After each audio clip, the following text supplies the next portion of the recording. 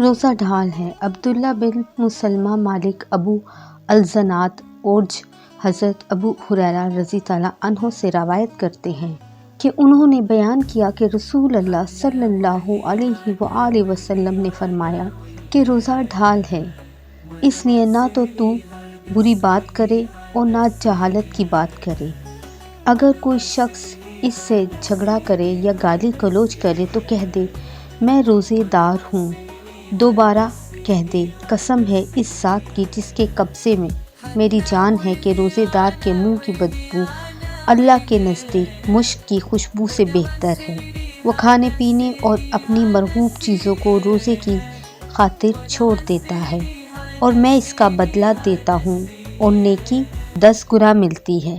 رسول اللہ صلی اللہ علیہ وآلہ وسلم نے فرمایا جس نے روزہ رکھ کر بھی بدزبانی اور جھوٹ نہ چھوڑا تو اللہ تعالیٰ کو اس کا کھانا پینا چھوڑ دینے کی کوئی ضرورت نہیں۔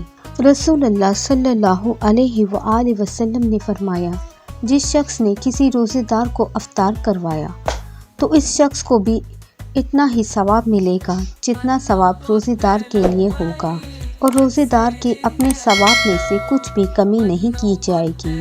حضرت ابو ہریرہ رضی اللہ عنہ فرماتے ہیں کہ رسول اللہ صلی اللہ علیہ وآلہ وسلم نے ارشاد فرمایا جو شخص رمضان میں ایمان کے ساتھ ثواب کی نیت سے روزہ رکھے گا اس کے پچھلے تمام گناہ معاف کر دیے جائیں گے۔